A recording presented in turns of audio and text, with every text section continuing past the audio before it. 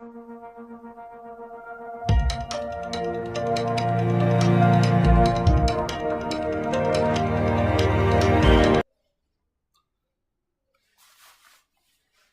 everyone, welcome to the Learning Loop online educational platform. Dear student, हमने अपने पिछले sessions में हम देखें तो 10th क्लास के हम लोगों ने पेपर सॉल्व करे थे 3 से 4 साल की, ठीक है। और हमने 12th के भी 2 सालों के पेपर सॉल्व करे थे और कुछ इंपॉर्टेंट क्वेश्चंस की सीरीज़ मैंने बनाई थी। तो इसमें से आप देखेंगे तो एग्जाम में बच्चों को काफ़ी ज़्यादा फायदा देखने के लिए मिला।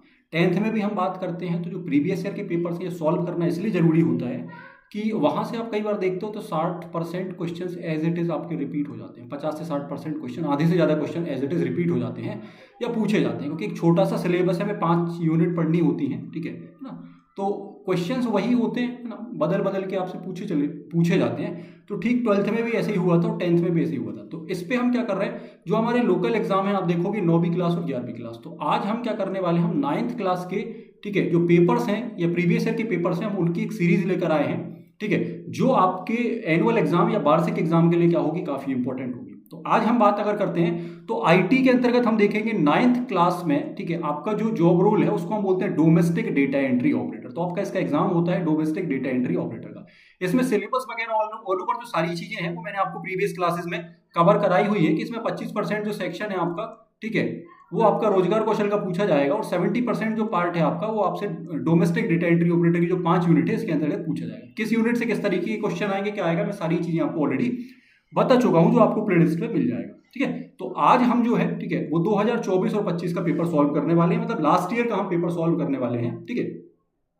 जिससे क्या होगा, 2026 का जो एग्जाम है उसके लिए आपकी तैयारी बेहतर होगी। आप आंसर राइटिंग के अप्रोच भी यहाँ पर सीखने वाले हैं कि अब एग्जाम में आंसर किस तरीके से लिखना है, कैसे पेपर को अटेम्प्ट करना है, और पेपर का भी आपको कंप्लीट सॉल्यूशन मिल रहा होगा। इसमें से बहुत सारे क्वेश्चन मैंने बताया कि एग्जाम में क्या होते हैं, सीधे सीधे जो है वो रिपीट हो जाते हैं। अब हम बात कर लेते हैं कि आप ये सीरीज क्यों देखें, आपका इसमें फायदा क्या है। तो पहली चीज मैंने आपको बताई कि आप आंसर राइटिंग के अप्रोच या जो टेक्निक्स हैं इनको सीखेंगे, जैसा कि मैंने 10th और 12th में जो सीरीज चलाई थी या जो पेपर सॉल्व करवाए थे उनसे बच्चों को बहुत ज्यादा फायदा देखने के लिए मिल रहा है, ठीक है।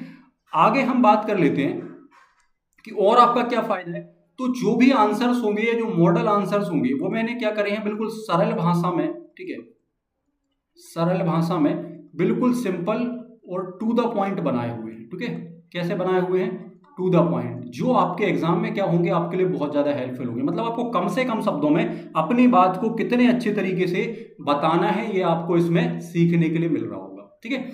दूसरी जरूरी बात कि इससे आप आंसर राइटिंग की जो अप्रोच है, ठीक है, ये जो टेक्निक्स हैं कि हमें आंसर किस तरीके से लिखना चाहिए, 3 नंबर का क्वेश्चन किस तरीके से लिखना चाहिए, 5 नंबर का क्वेश्चन कैसे लिखना चाहिए और 7 नंबर का क्वेश्चन कैसे लिखना चाहिए, ये आप यहाँ पर सीखने वाले हैं।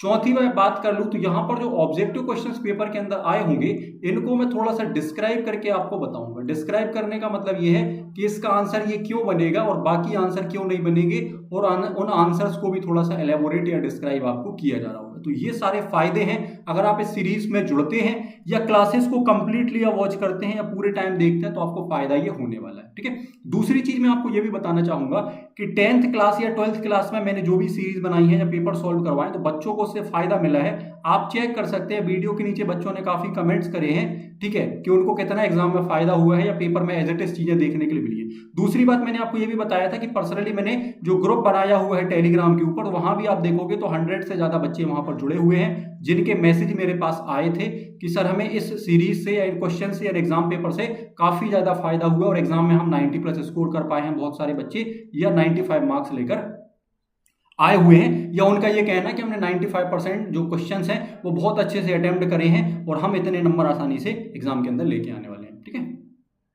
दूसरी जरूरी बात कि जो भी मैं क्लासेस आपकी करवा रहा हूं उन क्लासेस की जो कंप्लीट पीडीएफ है, जो सॉल्यूशन है, आपको जो भी मैं आपको पढ़ा रहा हूं वो कंप्लीट सॉल्यूशन आपको टेलीग्राम पर क्या हो जाएगा, पीडीएफ फॉर्म में अवेलेबल हो जाएगा। तो आप टेलीग्राम ग्रुप से जुड़ सकते हैं और वहां से जाकर आप उसको क्या कर सकते हैं, सीधे सीधे डाउनलोड कर सकते हैं, ठीक है। इसके बाद जो मेन जरूरी बात है वो ये कि भाई ये जो पेपर है, हम जो 24-25 का पेपर सॉल्व करने वाले हैं उसको हम पार्ट 1 और पार्ट 2 में सॉल्व करेंगे। पार्ट 1 में हम क्या करेंगे, सारे ऑब्जेक्टिव क्वेश्चंस कवर करेंगे और पेपर एग्जाम में कैसा आया था उसको देखने वाले हैं, कौन कौन से क्वेश्चन आए थे। और जो पार्ट 2 हमारा रहेगा उस पार्ट 2 में हम क्या करने वाले हैं, सारे डिस्क्रिप्टिव क्वेश्चन करने वाले हैं जो 3 नंबर, 5 नंबर और क्या होंगे, 7 नंबर पर बेस्ड होंगे, ठीक है। ये बात आपकी क्लियर होगी। अब हम क्या करते हैं, पेपर स्टार्ट करते हैं। लास्ट में एक बात आपको और बता दूं कि हम इस सीरीज में क्या करने वाले हैं, तो हम इस सीरीज में अभी जो है, ठीक है, वो हम क्या करने वाले हैं भाई, 2025 का पेपर सॉल्व करने वाले हैं। इसके बाद हम 2024 के पेपर पर आएंगे और इसके बाद हम 2023 के पेपर पर आएंगे। तो मैं आपको 3 सालों के paper back to back solve करवा रहा हूं। अगर आपका रिस्पांस बहुत अच्छा है, ठीक है, अगर आप लाइक करते हो, ज्यादा बच्चे इस पर रिस्पांस करते हैं, ज्यादा बच्चे इसको व्यू करते हैं या देखते हैं, तो फिर मैं आगे आपको और भी इस पे इंपॉर्टेंट क्वेश्चंस की सीरीज लेकर आऊंगा, ठीक है, या और भी पेपर आपको, और भी लास्ट ईयर के पेपर आपको सॉल्व करवाऊंगा। तो ये आपके ऊपर डिपेंड करता है आप इस पे कितना रिस्पॉन्स करते हैं। अभी मैं आपको 3 साल के पेपर सॉल्व करवा रहा हूँ, जो 9th के सभी स्टूडेंट्स के लिए काफी ज्यादा हेल्पफुल, ठीक है। हम बात कर लेते हैं भाई, जो पेपर है हमारे पास, वो पेपर प्राप्त हुआ है हमें 2024 और 25, मतलब पिछले साल का पेपर हमारे पास है, वार्षिक परीक्षा का या एनुअल एग्जाम का, ठीक है। सबको पता है जो पैटर्न एग्जाम का होता है, मैं ऑलरेडी आपको पहले डिस्कस करवा चुका हूं क्लासेस में। तो पेपर में आपके 20 क्वेश्चंस आते हैं, टाइम 3 घंटे का होता है और जो आपके मार्क्स होते हैं वो 100 होते हैं। इसमें थोड़ा सा कंफ्यूजन आपको रहता है कि सर हमारा पेपर 75 नंबर का होगा, ठीक है, या 70 नंबर का होगा या 80 का होगा। तो आपको क्लियर पता है वोकेशनल के अंदर जो सब्जेक्ट पढ़ रहे होते हैं उन सब्जेक्ट्स का जो पेपर होता है वो 100 मार्क्स का होता है। बाद में इसको कन्वर्ट कर दिया जाता है 40 मार्क्स में और 60 नंबर का आपका प्रैक्टिकल रहता है। तो पेपर 100 मार्क्स का ही होगा और हमें अगर एग्जाम में पास होना है तो हमें 33 प्लस मार्क्स लेकर आने पड़ेंगे, 33 मार्क्स लाना पड़ेगा तो हम पास होंगे। दूसरी बात, जो ऑब्जेक्टिव क्वेश्चन हैं या विकल्प हैं वो केवल 20 नंबर के आते हैं। ऐसा नहीं है कि 35 नंबर के ऑब्जेक्टिव आते हैं तो आप इनको बस कर लोगे तो पास हो जाओगे, तो ऐसा कुछ एग्जाम में नहीं होता है। सूचना प्रौद्योगिकी, हम इसको ITES के नाम से जानते हैं, ठीक है। पेपर कोड जो आपका होता है वो 863 होता है, ठीक है। और हम यहाँ बात करने वाले हैं, जो सब्जेक्ट हम पढ़ने वाले हैं वो हमारा होगा डोमेस्टिक डेटा एंट्री ऑपरेटर, ठीक है।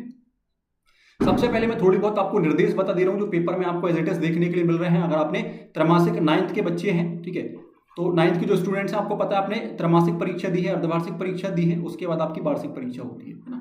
तो जो क्वार्टरली एग्जाम है, हाफ ईयरली एग्जाम है, इसमें भी आप देखोगे तो पेपर का पैटर्न आपको एज इट इज सेम ही मिला होगा। इसमें नया क्या होगा, तो मैंने आपको बताया मैं 4-5 चीजों के ऊपर फोकस कर रहा हूँ जिससे आप इसमें, है ना, अपने मार्क्स को इंप्रूव कर पाओगे। एग्जाम के अंदर आप 90 प्लस मार्क्स की, है ना, कोशिश आप करोगे कि हम इतने मार्क्स एग्जाम में लेकर आ रहे हो 9th क्लास में, जिससे आपका 10th क्लास का अच्छा बेस बन रहा हो और आप अच्छे मार्क्स के लिए क्या कर रहे हो, प्रिपरेशन कर रहे हो कि एग्जाम में हम अच्छे मार्क्स लेकर आए, ठीक है। तो बात कर लेते हैं सबसे पहले हम यहाँ पर कि अनिवार्य सभी प्रश्न क्या होते हैं, अनिवार्य होते हैं। और कोशिश भी हमें ये करनी चाहिए कि जो 20 के 20 क्वेश्चन है एग्जाम में सारे अटेम्प्ट करके आ रहे हो, जिससे हम क्या कर सकें, 90 प्लस का सपना हम देख सके कि भाई हम 90 प्लस नंबर ले आएंगे। क्वेश्चन हम छोड़ देंगे कि 7 नंबर का हमने एक क्वेश्चन छोड़ दिया तो अब ये नंबर आपको नहीं मिलेंगे, ठीक है, या 5 नंबर का हमने एक क्वेश्चन छोड़ दिया तो ये नंबर आपके माइनस हो गए। तो हमें क्वेश्चंस नहीं छोड़ना, सारे क्वेश्चंस को क्या करना है, अटेम्प्ट करना है, ठीक है। तो पेपर हम जो डिस्कस करेंगे, तो एक पेपर में आप देखोगे 20 क्वेश्चन है, तो 3 पेपर में लगभग हम 60 से ज्यादा क्वेश्चंस क्या होंगे, डिस्कस कर लेंगे। इससे जुड़े हुए क्वेश्चंस भी मैं आपको बताता चला जाऊंगा, जिससे आपके और भी सारे क्वेश्चंस आपके कवर हो रहे होंगे। और अगर आप डिमांड करते हो या लास्ट में रिस्पॉन्स अच्छा मिलता है तो हम क्या कर रहे होंगे, जो इंपॉर्टेंट क्वेश्चंस और छूट रहे होंगे उनके लिए एक अलग से आपको क्लास, एक कंप्लीट 1 से 2 घंटे की क्लास दे देंगे, जिसमें आपका सारा सब्जेक्ट बहुत अच्छे से तैयार हो जाएगा, है ना। क्योंकि एग्जाम जो आपका है वो 17 मार्च को है, ठीक है, तो काफी टाइम है, आप बहुत आसानी से अपनी तैयारी कर सकते हैं, ठीक है। तो चैनल से आपको जुड़ना है, चैनल को सब्सक्राइब करना है, जिससे आप सारी इंफॉर्मेशन आपको प्रॉपरली मिल रही हो, ठीक है। चलिए, प्रश्न नंबर 1 से 4 तक क्या होते हैं भाई, वस्तुनिष्ठ क्वेश्चन होते हैं, ऑब्जेक्टिव क्वेश्चन आते हैं और हर क्वेश्चन के लिए 5 नंबर होते हैं। क्वेश्चन नंबर 5 से लेकर 9 तक जो होते हैं ये सारे 3 नंबर वाले होते हैं और इसमें जो वर्ड लिमिट सेट करी जाती है वो 75 वर्ड्स करी जाती है कि आपको इसके अंदर अपना आंसर कंप्लीट करना है। अब इस बात का ये बिल्कुल मतलब नहीं होता कि आपको गिन के 75 शब्द लिखने हैं, ये लिमिट इसलिए दी जाती है कि आप ऐसा ना हो कि 3 नंबर के क्वेश्चन को 2 पेज में लिख कर आ जाओ या 1 पेज पूरा भर के आ जाओ, 100 शब्द है ना, 150 शब्द, तो हमें ऐसा नहीं करना है ना। इसीलिए ये वर्ड लिमिट दी जाती है कि आपको अपना आंसर इस 75 शब्द से या 75 वर्ड से कम, है ना, शब्दों में भी आप लिख सकते हैं, इस लिमिट को आपको क्रॉस नहीं करना, ठीक है। आगे हम बात कर लेते हैं क्वेश्चन नंबर 10 से लेकर जो 15 तक क्वेश्चन होते हैं, ये 5 नंबर के होते हैं। क्वेश्चन नंबर 10 से 15 तक कितने क्वेश्चन बन जाते हैं भाई, 6 क्वेश्चन बन जाते हैं, है ना। तो हर क्वेश्चन 5 नंबर का होता है, तो ये आपको मैं सारा सिलेबस वगैरह पहले बता चुका हूँ। तो ये 30 नंबर बनाते हैं, ठीक है, और 5 से 9 तक आपके 5 क्वेश्चन बनते हैं, तो ये 3 नंबर के होते हैं, तो ये आपके 15 नंबर बनाते हैं, ठीक है। 16 से लेकर 20 तक जो क्वेश्चन होते हैं इनकी संख्या 5 होती है और ये 7 नंबर का एक होता है, तो ये आपके 35 मार्क्स बनाते हैं, ठीक है। तो ऑब्जेक्टिव हमारे जो हो गए वो 20 नंबर के हो गए, 3 नंबर वाले क्वेश्चन 15 नंबर के हो गए, ठीक है। 5 नंबर वाले क्वेश्चन जो है वो 35 मार्क्स के हो, 30 मार्क्स के हो गए, ठीक है ना, क्योंकि 6 क्वेश्चन है और 5 का मल्टीप्लाई करोगे तो 30 बन जाएगा। और जो 7 नंबर वाले 5 क्वेश्चन है ये 35 के बनते हैं। तो अगर आप सबका टोटल करते हो तो आप देखते हो कि भाई 100 मार्क्स हमारे बन रहे होते हैं। तो इस तरीके से क्या होता है, इसका जो डिवीजन होता है वो आपका देखने के लिए आ रहा होता है कि अगर आप फर्स्ट टाइम एग्जाम दे रहे हो, आपने है ना, क्वार्टरली या हाफ ईयरली एग्जाम छोड़ दिया है या मिस कर दिया है या नहीं दिया, तो इसलिए मैं आपको सारी चीज़ें एक बार डिस्कस करवा रहा हूँ, ठीक है, कि आप इसको प्रॉपर तरीके से समझ पाओ, ठीक है। ये सारी चीज़ें आपको जो है वो यहाँ भी देखने के लिए मिल रही हैं, पेपर आपको बाइलिंगुअल मिल रहा है, ठीक है, जिससे इंग्लिश मीडियम वाले बच्चे भी इसको ठीक तरीके से क्या हो कवर कर पा रहे हो, ठीक है। चलिए आगे हम बढ़ जाएं, तो हम बात कर लेते हैं। सबसे पहला हमारा जो क्वेश्चन हमें देखने के लिए एग्जाम में मिल रहा है वो आपसे क्या पूछा गया, आपसे सही विकल्प आपसे पूछा गया है ना, ये सही विकल्प जिसको हम बोलते हैं कि आपको करेक्ट ऑप्शन यहाँ पर सेलेक्ट करना होता है, ठीक है।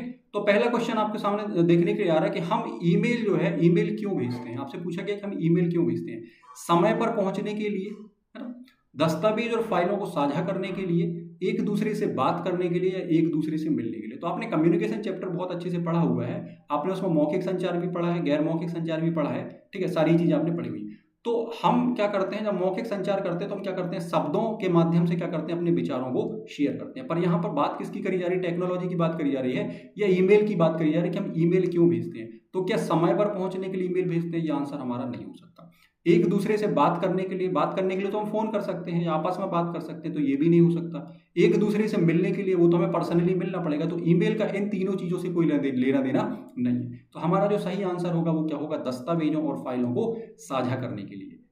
ध्यान देना, ईमेल का मुख्य उद्देश्य जो होता है या उपयोग जो होता है वो संदेश, दस्तावेज, फाइलें जो है वो इंटरनेट के माध्यम से भेजने और प्राप्त करने के लिए किया जाता है। कभी अगर आपसे 3 नंबर में पूछ लिया जाए कि ईमेल क्या होता है समझाओ या किस माध्यम के अंतर्गत आता है, तो आप बता सकते हो, ठीक है ना, कि ईमेल क्या होता है, ठीक। आगे हम बात कर लेते हैं क्वेश्चन नंबर 2 की, कि इनमें से चेहरे की कौन सी एक अभिव्यक्ति जो है वो कैसी होती है भाई, सकारात्मक अभिव्यक्ति होती है ना। तो आपने गैर मौखिक संचार पढ़ा होगा, गैर मौखिक संचार के अंतर्गत ये क्वेश्चन बनता है कि इनमें से कौन सी अभिव्यक्ति जो है वो एक सकारात्मक या अच्छी अभिव्यक्ति मानी जाती है। ध्यान से देखना, ठीक है, सुनते समय सिर हिलाना, ठीक है, माथे पर सिकन होना, या बोलने से परे देखना। तो आप हमेशा ये किया करो, जब भी आप ऑप्शन वाले क्वेश्चन सॉल्व करते हो तो आप ये ढूंढा करो कि कौन सा हमारा आंसर नहीं बन सकता, तो आप इससे सही आंसर पर जल्दी पहुंच जाएंगे, कभी आपका आंसर जो होगा वो गलत नहीं होगा। तो ये जो मेथड है ये बहुत सारे क्वेश्चंस में क्या होती है, काम करती है ना। तो ध्यान से देखना एक सकारात्मक अभिव्यक्ति है क्या, तो हो सकती है, ठीक है। सुनते समय सिर हिलाना सकारात्मक अभिव्यक्ति, अच्छी अभिव्यक्ति है, तो बिल्कुल हो सकती है ना, ये 2 हो सकते हैं। अब माथे पर सिकन, ये नहीं हो सकती है ना, ये कोई अच्छी अभिव्यक्ति नहीं है ना। चिंता, है ना, का ये संकेत होता है कि आप चिंतित हैं या परेशान हैं, माथे पर सिकन है, तो ये आंसर नहीं हो सकता। और बोलने से परे देखना, ये भी आंसर नहीं हो सकता, कि कोई आपसे बात कर रहा है और आप दूसरी डायरेक्शन में देख रहे हो, तो ये भी आंसर नहीं हो सकता। अब ध्यान देना, हमारे पास 2 आंसर हैं, है ना, यहाँ पर हमें 50-50 देखना पड़ेगा कि कौन सा आंसर ज्यादा सही है, वो हम उसको, कई बार ऐसा होगा आपको लग रहे होंगे कि 2 आंसर सही होंगे, पर हम दोनों सही तो नहीं कर सकते, कोई एक सही होगा, ठीक है। तो ध्यान देना, यहाँ पर हम उस क्वेश्चन या उस आंसर के क्वेश्चन की जो थीम है या क्या पूछा गया उसको समझते हुए हम उस आंसर को क्लिक कर रहे होंगे जो क्या होगा, दोनों में ज्यादा उचित होगा, ठीक है। तो ध्यान से देखना ठीक है ना, हम ध्यान से देख रहे हैं, ये बात सही है कि भाई आप कोई व्यक्ति बात कर रहा है, आप कम्युनिकेशन कर रहे हैं, तो उसका एक पॉइंट हो सकता है कि आप ध्यान से उसको देखें, पर इससे हमारा आंसर क्लियर नहीं हो रहा। वो कह रहे हैं चेहरे की कौन सी अभिव्यक्ति ध्यान से देखना इसमें शामिल नहीं होगा। क्या होगा, सुनते समय सिर हिलाना, मतलब एक सकारात्मक आप अभिव्यक्ति दे रहे हैं, अच्छी व्यक्ति दे रहे हैं कि हाँ भैया मुझे ये बात समझ में आ गई है, मतलब आप क्या दे रहे हैं, एक प्रकार का फीडबैक दे रहे हैं या प्रतिक्रिया दे रहे हैं। पर ध्यान से देखने में ये चीज क्लियर नहीं हो रही, तो ये वाला आंसर हमारा एलिमिनेट हो जाएगा और हमारा सेकंड आंसर क्या हो जाएगा, सही हो जाएगा, ठीक है। क्वेश्चन बहुत आसान है, दिक्कत नहीं। जीपीएस का फुल फॉर्म बार बार एग्जाम्स में पूछा जाता है कि जीपीएस का फुल फॉर्म क्या है, तो इसको हम बोलते हैं ग्लोबल पोजीशनिंग सिस्टम। क्या बोलते हैं भाई, global positioning system. Global payment system नहीं होगा, ग्लोबल प्रोग्राम सिस्टम भी नहीं होगा और ग्लोबल पॉइंटिंग सिस्टम भी नहीं होगा। अब क्वेश्चन इतना सरल है, पर हम एग्जाम में कई बार ग्लोबल पढ़ के लगा देते हैं कि भैया ये हो गया, है ना, ग्लोबल पढ़ते हैं और सिस्टम पढ़ते हैं। इसमें हमें देखना है कि सारी चीजें सेम है, बस क्या हो रहा है, ये चेंज हो रहा है। तो पेमेंट नहीं होता, प्रोग्राम नहीं होता और पॉइंटिंग नहीं होता, क्या होता है, पोजीशनिंग। इसको हम जीपीएस बोलते हैं, है ना। इसका उपयोग जो होता है वो स्थान की लोकेशन की सटीक जानकारी प्राप्त करने के लिए किया जाता है। इस तरीके का एक सिंबल बना होता है, आप देखते हो जीपीएस आप चलाते हो या गूगल मैप चलाते हो तो आपने ये देखा होगा, इस तरीके का सिंबल इसका होता है, ये स्थान की लोकेशंस बताता है। फाइल या टेक्स्ट, है ना, फाइल जो है, फाइल में हमें टेक्स्ट को पेस्ट करने के लिए निम्नलिखित में से किस शॉर्टकट का हम क्या करते हैं, उपयोग करते हैं, ठीक है ना। तो आप सबको पता है कि कंट्रोल+C के साथ हम क्या करते हैं भाई, कॉपी करते हैं। तो यहाँ पर कॉपी की बात तो नहीं करी जा रही, तो ये हमारा आंसर नहीं होगा, ठीक है। यहां देखें, कंट्रोल+C से हम क्या करते हैं भाई, कॉपी करते हैं। तो कॉपी करना तो आपसे नहीं पूछा जा रहा, ठीक है ना। पी से क्या होता है, तो P से जब हम प्रिंट देते हैं तो हम कंट्रोल P दबाते हैं, तो ये प्रिंट के लिए यूज किया जाता है। और X से क्या होता है, तो X से कट होता है या हम कट करते हैं, तो हमारे पास क्या आंसर बन जाएगा, हमारे पास आंसर भी बन जाएगा। तो हम इस सवाल का आंसर क्या बताएंगे, कंट्रोल प्लस भी। ध्यान देना, कॉपी या कट किए गए टेक्स्ट या फाइल को पेस्ट करने के लिए जो होता है वो हम किसका यूज करते हैं, कंट्रोल प्लस भी का यूज करते हैं। ठीक है, नेक्स्ट हम बात कर लेते हैं, आगे हम बढ़ते हैं। तो 5th नंबर का जो क्वेश्चन आता है कि निम्नलिखित में से कौन सा विराम चिन्हों की नहीं है। अब ध्यान देना, यहां पर ऐसा ना हो कि हम पढ़ लें कि निम्नलिखित में से कौन सा विराम चिन्हों की है और हम इसमें कोमा लगा के आंसर चले आए। ठीक है, तो इससे क्या हो जाता है, गलत हो जाता है आंसर हमारा। हमें ध्यान देना है, जब भी मैंने आपसे बोला कि नेगेटिव क्वेश्चन आता है या उसमें नहीं लिखा होता है या इंग्लिश में आप देखेंगे नो लिखा होता है, तो उस क्वेश्चन को ध्यान से देखना वो क्या कह रहा है। वो कह रहा है कि कौन सी विराम चिन्हों की नहीं है। तो कॉमा तो विराम चिन्ह की है, बिल्कुल है। ठीक है, डॉट हम लगा देते हैं, ठीक है, या फुल स्टॉप लगा देते हैं या विराम लगा देते हैं, तो ये भी क्या है, विराम चिन्ह की है। ठीक है, नेक्स्ट हम बात कर लेते हैं सेमी कॉलन। तो सेमी कॉलन भी आपकी क्या होती है, विराम की होती है। तो वो ये नहीं पूछ रहा कि कौन सी विराम की है, वो पूछ रहा है कि कौन सी विराम चिन्ह की नहीं है। तो कौन सी नहीं होगी भाई, इक्वल नहीं होगी। इक्वल क्या है, हम जब मैथ्स की बात करते हैं तो ये गणितीय या क्या है, तार्किक चिन्ह है ना। लिब्रे ऑफिस कैल्क हम जब बात करते हैं तो इक्वल से क्या करते हैं, एक्सेल में फॉर्मूला लगाते हैं। तो ये क्या है, मैथमेटिक ऑपरेटर है या गणितीय ऑपरेटर है। ठीक है, या गणितीय क्या है, तार्किक चिन्ह है। इस बात को हमें यहाँ पर समझना है। ठीक है,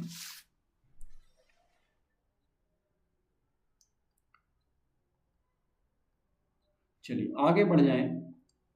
हमारे पास खाली स्थान आते हैं या रिक्त स्थान आते हैं। ठीक है, ये भी 5 नंबर के होंगे, आपके 5 क्वेश्चन आएंगे। पहला क्वेश्चन हमसे पूछा गया कि अक्षर A to Z और संख्या 0 to 9। ठीक है,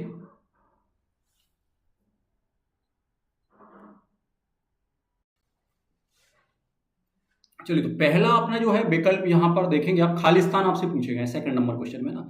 तो यहां पर देखेंगे पहला जो है आपसे पूछा गया अक्षर A से Z और संख्या 0 to 9 है ना, को खालिस्तान की के रूप में जाना जाता है। तो आपने है ना यूनिट नंबर हम 2 की बात कर लें तो आपने कीबोर्ड बहुत अच्छे से पढ़ा हुआ है ना। तो कीबोर्ड में आपको पता है कि A to Z है ना, जो अक्षर हैं और जो संख्या 0 to 9 है, इन दोनों को मिलाकर हम क्या बोलते हैं, अल्फा न्यूमेरिक हम इसको बोलते हैं। क्या बोलते हैं, अल्फा न्यूमेरिक है ना।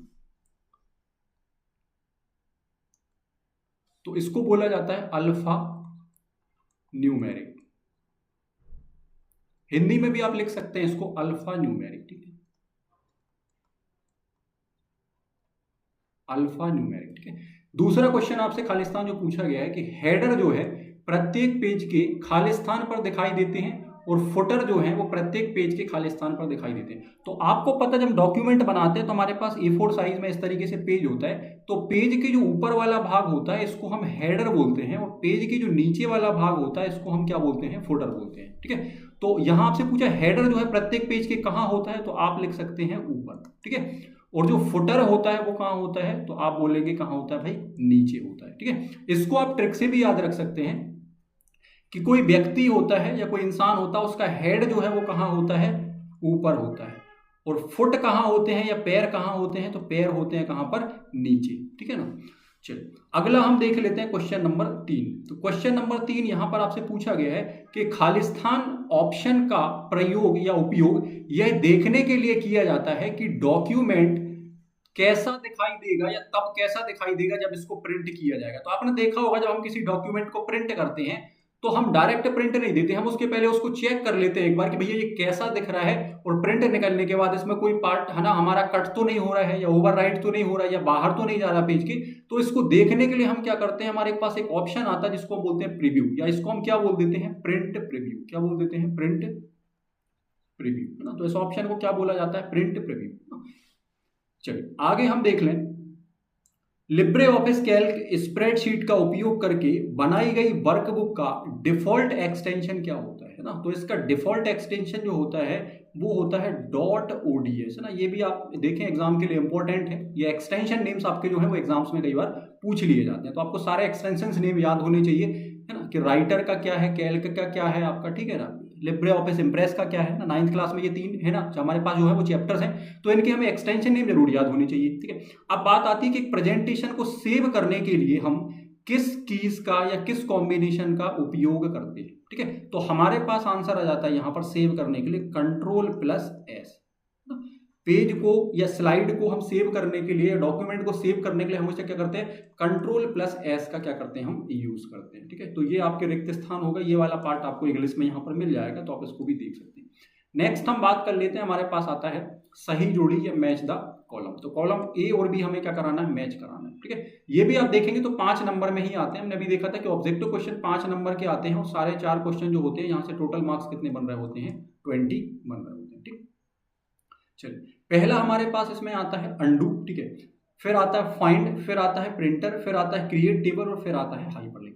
तो देखो इसमें सबसे अच्छी ट्रिक ये होती है कि जो आपको इजी लग रहा है या जिसके बारे में आपको 100% इंफॉर्मेशन है, उस पार्ट को हम क्या करा देते हैं, पहले मैच करा देते हैं या पहले हम उससे कनेक्ट कर देते हैं। ठीक है, तो सबसे पहले यहां पर देखेंगे अंडू, तो ये किसके साथ मैच कर जाएगा, Ctrl+Z के साथ, है ना। क्या होता है आपको पता है कि जब हम कोई डॉक्यूमेंट बना रहे होते हैं और हमने कुछ वहां लिखा होता है, मान लीजिए गलती से वो डिलीट हो जाए, तो हम क्या कर देते हैं, Ctrl+Z कर देते हैं, तो हम उस स्थिति पर वापस से आ जाते हैं जहां पर हम पहले थे। तो इसी को हम क्या बोलते हैं, अंडू बोलते हैं, और इसी का जस्ट अपोजिट होता है रीड। ठीक है, फिर आता है आपके पास फाइंड, है ना। तो फाइंड जो है हमारे पास वो होता है Ctrl+F। डॉक्यूमेंट में अगर आपको कुछ फाइंड करना है या फाइंड कमांड को यूज करना है तो हम Ctrl+F के साथ जाते हैं। नेक्स्ट हम बात कर लेते हैं प्रिंटर की। तो आपको पता है प्रिंटर क्या है, एक आउटपुट डिवाइस है, तो ये किसके साथ कनेक्ट हो जाएगा, आउटपुट डिवाइस के साथ कनेक्ट हो जाएगा। फिर आता है हमारे पास क्रिएट टेबल।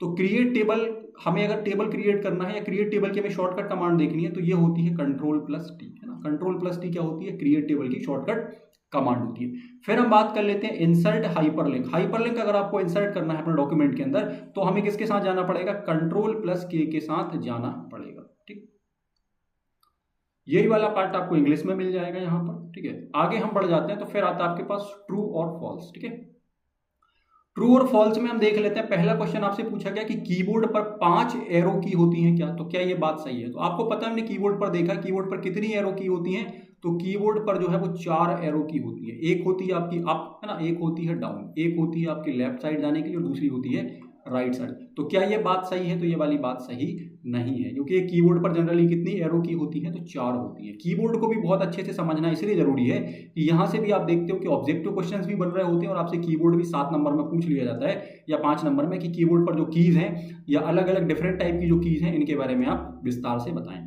ठीक है, नेक्स्ट हम बात कर लेते हैं पोर्ट्रेट और लैंडस्केप। आपको पता है जब हम डॉक्यूमेंट बनाते हैं तो पोर्ट्रेट का मतलब होता है हम इस तरीके से जब पेज को रखते हैं तो इसको हम क्या बोलते हैं, इसको हम पोर्ट्रेट बोलते हैं। और जब हम इस पेज को कैसा कर देते हैं, हॉरिजॉन्टल कर देते हैं, तो इसको हम क्या बोल देते हैं भाई, लैंडस्केप बोल देते हैं, या इसको हॉरिजॉन्टल भी हम बोलते हैं। तो कह रहा है कि पोर्ट्रेट और लैंडस्केप ओरिएंटेशन को प्रॉपर्टीज के तहत पेपर ऑप्शन में सेट किया गया है। ये 3rd नंबर का जो क्वेश्चन है, क्या ये बात सही है ना, ये हमें बताना क्या ये बात सही है। तो आपकी ये वाली बात जो है वो सही है कि पोर्ट्रेट और लैंडस्केप ओरिएंटेशन को प्रॉपर्टीज के तहत पेपर ऑप्शन में सेट किया गया है। नेक्स्ट हम बात कर लेते हैं क्वेश्चन नंबर 4 की, कि स्लाइड का क्रम स्लाइड पैन में नहीं बदला जा सकता। तो ये वाली बात जो है ये सरासर गलत है, जबकि स्लाइड का जो क्रम है वो स्लाइड पैन में बदला जा सकता है। ये कह रहा है कि नहीं बदला जा सकता, इसीलिए ये वाला क्वेश्चन आपका क्या हो जाएगा, गलत हो जाएगा। ठीक है, एक क्वेश्चन हमारा ये शायद हमने छोड़ दिया है, करंट फाइल का नाम स्टेटस बार में दिखाया गया है क्या, या दिखाई देता है क्या, तो ये वाली बात जो है वो गलत हो जाएगी। करंट फाइल का जो नाम है वो टाइटल बार में दिखाई देता है, ना कि स्टेटस बार में। तो आप इसको क्या लिख सकते हो, टाइटल बार।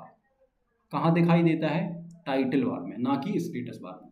आगे हम बात कर लें, स्लाइड का नाम आउटलाइन व्यू में दिखाई देता है क्या, तो स्लाइड का नाम जो है वो आउटलाइन व्यू में दिखाई देता है। तो हाँ, ये वाला हमारा क्या हो जाएगा, ऑप्शन करेक्ट हो जाएगा या सही हो जाएगा। ठीक है, यही वाला पार्ट आपको एज इट इज इंग्लिश में मिल रहा है। ठीक है, आगे हम बात कर लेते हैं कि हमसे 3 नंबर वाले जो क्वेश्चन पूछे गए, ये पार्ट 2 में क्या है, कवर करने वाले हैं। पार्ट 2 में हम सारे ऑब्जेक्टिव क्वेश्चन जो हमारे डिस्क्रिप्टिव क्वेश्चन हैं वो हम कवर करने वाले हैं। 3 नंबर वाले क्वेश्चन, 5 नंबर वाले क्वेश्चन और 7 नंबर वाले क्वेश्चन हम कहाँ कवर करने वाले हैं। ठीक है, तो पार्ट नंबर 2 में अब हम यहाँ देख लेते हैं कि कौन कौन से क्वेश्चन एग्जाम में हमारे पास जो है वो 2025 के अंदर और पूछे गए हैं। ठीक है, तो यहाँ पर आप देखोगे जो 5वें नंबर का क्वेश्चन है, जिसको हम 3 नंबर का पहला क्वेश्चन बोलते हैं, इसमें पूछा गया कि आत्मविश्वास को प्रभावित करने वाले कारक कौन से हैं। फिर आपसे पूछा गया कि हरित कौशल क्या है। फिर पूछा गया कि माउस का संचालन या माउस के ऑपरेशंस बताएं, क्या क्या माउस करता है। नेक्स्ट आपसे पूछा गया है मेल मर्ज क्या है। और नेक्स्ट क्वेश्चन है कि स्लाइड में चित्र या ऑब्जेक्ट को ऐड करने के जो स्टेप हैं या जो चरण हैं उनको बताएं। क्वेश्चन नंबर 10, दृश्य संचार के लिए उपयोग किए जाने वाले कोई 5 सामान्य संकेतों के बारे में आपसे उदाहरण सहित पूछा हुआ है। ठीक है, ये 5 नंबर का क्वेश्चन है ना, और हमें पता है कि 5 नंबर के क्वेश्चन में हमें क्या करना है, 150 वर्ड में आंसर कंप्लीट करना है। फाइल और फोल्डर के बीच अंतर आपसे पूछा गया है। फिर पूछा गया उत्पाद और सेवा आधारित व्यापार के बीच मुख्य अंतर क्या है। फिर आपसे पूछा गया कि स्पेशल कैरेक्टर क्या है, आप उन्हें किसी डॉक्यूमेंट में कैसे इंसर्ट कर सकते हैं। फिर आपसे पूछा गया है कि नई स्प्रेडशीट को बनाने के स्टेप या चरण क्या है। फिर आपसे पूछा गया है कि स्लाइड में चार्ट इंसर्ट करने के क्या है, स्टेप या चरण क्या है। ठीक है, तो ये सारे क्वेश्चन जो हैं आपके 6 क्वेश्चन ये टोटल हो रहे हैं हमारे पास, 1 2 3 4 5 और ये 6, ये सारे 6 क्वेश्चन जो हैं वो 5 नंबर में पूछे गए हैं, तो ये 30 नंबर आपके बनाते हैं। नेक्स्ट हम बात कर लेते हैं 7 मार्क्स वाले क्वेश्चन। तो 7 मार्क्स वाले क्वेश्चन नंबर 16 से लेकर 20 तक आपके जाते हैं। ठीक है, क्वेश्चन नंबर 16 में हम देख लेते हैं। क्वेश्चन नंबर 16 में पहला हमसे जो शॉर्ट नोट पूछा गया वो पूछा गया शिक्षा के क्षेत्र में आईटी के बारे में हमें बताना है। दूसरा हमसे पूछा गया है कार्य क्षेत्र में आईटी। ठीक है, 2 क्वेश्चन हम यहाँ पर देख रहे हैं। फिर आपसे पूछा गया है क्वेश्चन नंबर 17, कीबोर्ड क्या है, विभिन्न प्रकार की कीज का वर्णन करें। क्वेश्चन नंबर 18 आपसे पूछा गया है लिब्रे ऑफिस राइटर में टेबल बनाने, उसको संशोधित करने और डिलीट करने की प्रक्रिया बताएं या लिखें। ठीक है, नेक्स्ट आता है क्वेश्चन नंबर 19, स्प्रेडशीट क्या है, लिब्रे ऑफिस कैल्क के विभिन्न भागों का चित्रों सहित क्या करें, वर्णन करें या इसके बारे में बताएं कि स्प्रेडशीट क्या है और लिब्रे ऑफिस जो कैल्क है, कैल्क में कौन कौन से भाग होते हैं। ठीक है, नेक्स्ट हम बात कर लेते हैं क्वेश्चन नंबर 20 की। तो प्रेजेंटेशन सॉफ्टवेयर क्या है, स्लाइड में चित्र एवं ऑब्जेक्ट को ऐड करने के स्टेप आपसे यहां पर पूछे गए हैं। तो ये आपका जो है वो कंप्लीट आपका पेपर, ठीक है, मैंने डिस्कस किया और साथ ही साथ आपको ऑब्जेक्टिव क्वेश्चंस बताए। अब इसके आगे हम जो डिस्क्रिप्टिव क्वेश्चंस हैं 3 नंबर वाले, 5 नंबर वाले और 7 नंबर वाले, ये हम इसके पार्ट नंबर 2 में क्या है कवर करने वाले। तो पार्ट नंबर 2 आप जरूर देखें। साथ ही साथ मैंने आपको ये भी बताया था स्टार्टिंग में कि इस क्लास की जो पीडीएफ नोट्स है वो आपको टेलीग्राम चैनल से डाउनलोड करनी है। तो वहां आप जब ज्वाइन हो रहे होंगे टेलीग्राम चैनल पर, तो आपको वहां फाइल वाले सेक्शन में जाना है। तो जितने भी वहां पर नोट्स होंगे या फाइल्स होंगे वो सारे आपको ग्रुप में भी दिख रहे होंगे और आप फाइल वाले सेक्शन में जाके उसको इजीली क्या कर सकते हैं, डाउनलोड कर सकते हैं। साथ ही साथ अगर आपको किसी प्रकार की समस्या है या कोई भी क्वेरी है तो आप वीडियो में कमेंट कर सकते हैं, आपको उसका रिप्लाई किया जाएगा। ठीक है, और जो भी आपको पूछना है या किसी प्रकार की सहायता आपको चाहिए तो आप टेलीग्राम पर क्या कर सकते हैं, मुझे मैसेज कर सकते हैं, वहां पर आपको रिप्लाई मिल रहा होगा।